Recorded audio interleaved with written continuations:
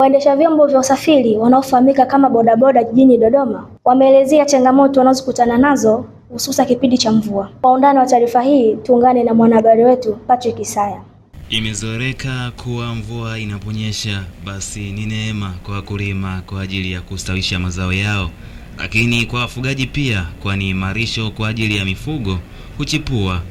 Lakini mabadiliko haya ya hali ya hewa yameleta tofauti kidogo kwa waendesha vyombo vya usafiri, hususani kwa bodaboda, kwani hapa wanaeleza changamoto ambazo wanakutana nazo kipindi ambacho mvua zinanyesha wakiwa katika kazi zao za kawaida za kuendesha vyombo hivyo vya usafiri. Changamoto tunazokutana nazo abiria wapande kutokana na kunyeshewa mvua. Changamoto nyingine, vyombo vimekuwa vinaharibika, upande wa kulegelegea cheni nini, kwa adjust cheni kila mara. Kwa hiyo ndo changamoto ambayo inatukumba sisi. Kwa hiyo inapelekea sisi tunakosa riziki za kila siku. Kwenye bodaboda kipindi kama cha mvua, kuna abiria waliokuwepo nao muda wote wataweza kukumbuka kukupigia simu, na kuna wengine wataweza kukutana nao lakini wanaogopa mvua kutokana na changamoto iliyopo ya mvua na hali ya hewa. Ila tunashukuru Mungu, riziki inatujalia kipindi tunapokuwa tunafanya kazi kwa nguvu na kujitoa kusudi kuingiza vipato vyetu hukumu mambo mengine.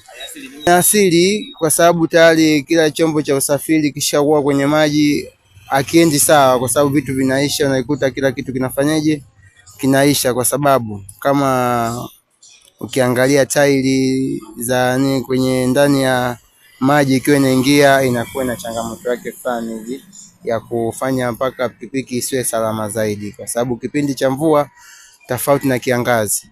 Kwa hivyo tu changamoto zipo, na barabara zetu kama unavyoziona hazina usalama zaidi. Tuweza ukapita road, sengine usikute road, unakuta la road.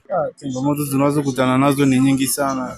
Changamoto kubwa tunazokutana nazo labda ni kupata ajali au kumdondosha abiria kipindi cha mvua, na kupata homa za hapa na pale. Usafiri chombo kinachakaa, kukutana barabara zetu zingine zisichafu.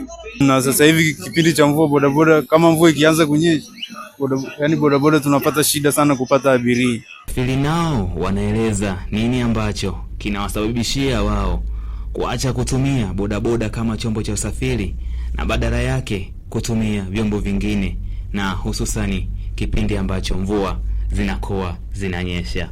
Kipindi hiki cha mvua tunaona ugumu kutumia usafiri wa bodaboda kwa sababu ya hali ya hewa. Kwanza unaweza ukawa umepanda bodaboda then mvua ikashuka ghafla, au pia barabara madimbu yana maji na nini. Kwa kupanda bodaboda ilikuwa sio salama sana ukilinganisha na usafiri mwingine. Lakini pia huwa tunaamini bodaboda ni wasafirishaji ambao asilimia kubwa, sio wote, asilimia kubwa ni huwa hawapo makini barabarani, ndio maana tunakuwa tunaogopa kutumia.